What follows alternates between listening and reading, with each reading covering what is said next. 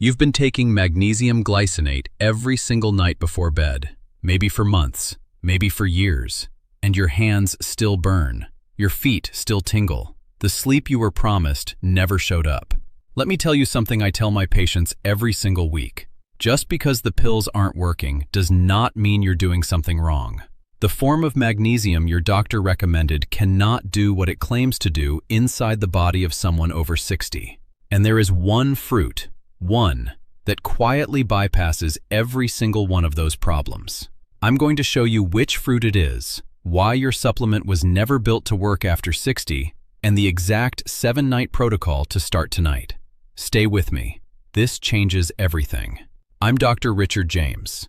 After more than 2 decades treating older adults for nerve pain, supplement-resistant insomnia, and the cramping in the legs that nobody else takes seriously, I have learned that the magnesium conversation in this country is broken. The advice has not been updated for the patients it is supposed to help. Most of the people I see have been told, by a well-meaning physician, that magnesium glycinate is the gold standard. And most of them have already spent thousands of dollars proving that statement wrong inside their own body. 3 things start happening in your gut between age 50 and age 70 that the supplement aisle does not put on the label. Your stomach acid drops by as much as 40%. The magnesium doorways in the wall of your small intestine, biologists call them TRPM6 and TRPM7, quietly downregulate. The doorways close. And if you're on a daily acid reducer like omeprazole or pantoprazole, those doorways close even faster.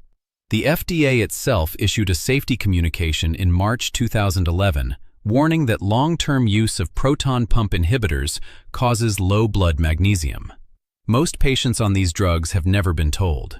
The result? A 400 milligram glycinate capsule that should have done its job in a 35-year-old delivers a fraction of that dose to the nerves of a 70-year-old. The rest of it leaves your body in your urine, your trash, not your tissue. By the time most seniors feel the first daily burn in their feet, the magnesium deficit in their nerve sheaths has been quietly compounding for an estimated 5 to 7 years. And the supplement they bought to fix it was, biochemically speaking, the worst possible form to choose at their age. This is not your fault. This is biochemistry the industry quietly knows and quietly does not advertise. By the end of this video, you'll know exactly what to eat tonight, how much, and how to know within 7 days whether it's working. Before we get to the fruit, I need you to understand one more thing, because once you understand it, everything else clicks into place. Let's talk about why glycinate specifically. The form that gets aggressively marketed to seniors as the gold standard is the worst possible bet for an aging gut. Magnesium glycinate is sold as the most bioavailable form, and in a healthy 30-year-old, that is broadly true. The glycine carrier shields the magnesium from competing minerals, escorts it through the stomach, and unloads it at the small intestine. That is the chemistry printed on every bottle. But here is the part the bottle does not mention. That chemistry assumes a stomach pH in the low single digits. The pH of a young adult's gastric acid. Your stomach acid after 60, especially if you take any acid reducer, is not in that range. The glycine magnesium chelate cannot fully dissociate at the higher pH of your aging stomach. The magnesium is still bound to the glycine when it reaches the intestinal wall, and the doorways in your intestinal wall are not designed to admit the chelate intact. In plain English, the most expensive form of magnesium on the shelf, the one your doctor probably recommended, is the form most likely to pass right through you. Your urine is more magnesium-rich than your nerves are. There is a second problem. Magnesium absorption saturates. Once you push past roughly 120 milligrams of magnesium in a single dose, the surplus simply does not absorb. A 400 milligram capsule was never going to deliver 400 milligrams. Even in a perfect 25-year-old gut, most of the bottle's promise is mathematical fantasy. The extra magnesium does not stack up inside you. It overflows the absorption window and exits. And there is a third problem most people walk straight into without realizing it. Have you been taking your magnesium at the same time as your calcium? Of course you have. That's exactly what the bottle says. Calcium and magnesium compete for the same absorption transporters at the brush border of your small intestine. When they arrive together, calcium wins. Your magnesium loses. Your nerves lose. There is a fourth problem nobody discusses. Vitamin D, taken at high doses, which most people over 60 now are, raises calcium absorption, which raises the competition magnesium has to fight at the very door it needs to walk through. If you're on 2,000 to 4,000 units of D3 a day, you have made your magnesium absorption harder, not easier. That is the opposite of what most people think they are doing. This is documented in peer-reviewed research. A 1995 paper in the American Journal of Clinical Nutrition on mineral requirements in older people, and a series of follow-up studies in magnesium research through 2015 spell out the same conclusion.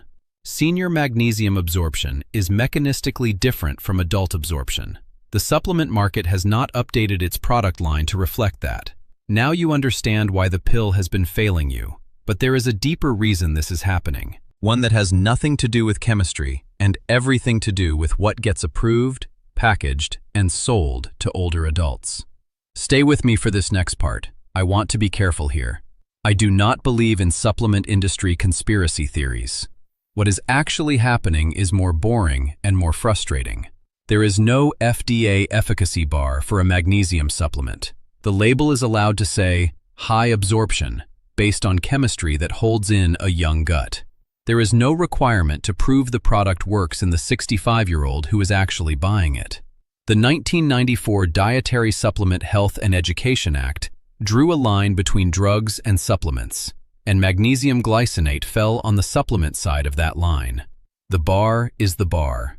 The wholesale cost of magnesium glycinate is roughly 5 times that of basic magnesium oxide, which means the margins are excellent. Even if the clinical result in the senior consumer is, on average, indistinguishable from doing nothing. I see this in my office almost every week. A retired teacher in her early 70s, let's call her Rose, comes in with burning feet and a cramping calf that wakes her at 3 a.m. She swears she has been taking 800 milligrams of glycinate every night for 4 years. She brings the bottle. We pull her serum magnesium. It is at the bottom of the reference range. Her nerve burn intensity, on a 10-point scale, is a 7 most mornings. The pills are landing in the bottle and not in her nerves. Rose is widowed, lives alone in a small ranch house outside Toledo, and has been quietly grateful for the small relief she thought the pill was giving her, until she realized it wasn't. Rose is not unusual. She is the typical senior on this supplement, and nobody on a supplement label has any reason to tell her the truth. What's worse, magnesium status is hard to measure in the first place. Only about 1% of your body's magnesium lives in the blood. The rest is locked inside your cells and inside your bones. Serum magnesium can look completely normal, while the magnesium inside your nerves is critically low. A 2021 review in Nutrients was direct about this. Serum magnesium is not a good proxy for tissue magnesium in older people. The standard blood test your doctor orders does not catch what your nerves are feeling. So your nerves are starving. Your blood test says you're fine. The supplement you've been buying is not landing where it needs to land. And the system that sold you the supplement is not built to notice. Here's the part that frustrates me the most as a doctor. The typical senior spends $30 to $60 every month on this category of supplement. Over 4 years, that is more than $2,000 in pills that, in most cases, never made it past the stomach. That money was not a small thing, and nobody handed it back. What's worse, that same window of years was the window during which the underlying deficiency kept compounding. Every month the pill failed quietly was a month your nerve sheaths lost a little more of the magnesium they needed to insulate themselves. The failure was not just financial, it was clinical. Time you do not get back. So if the pill is failing and the industry knows it, what does work? This is where the science takes a surprising turn, and where one ordinary fruit sitting in your grocery store right now for under $3 a pound does what the most expensive capsule on the shelf cannot. Stay with me, you're about to hear it. The fruit is the avocado. One medium avocado delivers roughly 58 milligrams of magnesium, according to USDA food composition data. That number is not why it wins. The pill in your medicine cabinet may say 400 milligrams on the label, but what your nerves see depends entirely on how the magnesium arrives. Here is what makes food-bound magnesium different from pill-bound magnesium in an aging gut. First, The food matrix releases the magnesium slowly. The mineral is embedded in plant tissue. It is liberated across the small intestine over the course of an hour, not dumped into a single absorption window. That gradual release stays under the 120 milligram saturation ceiling we talked about. None of it is wasted to overflow.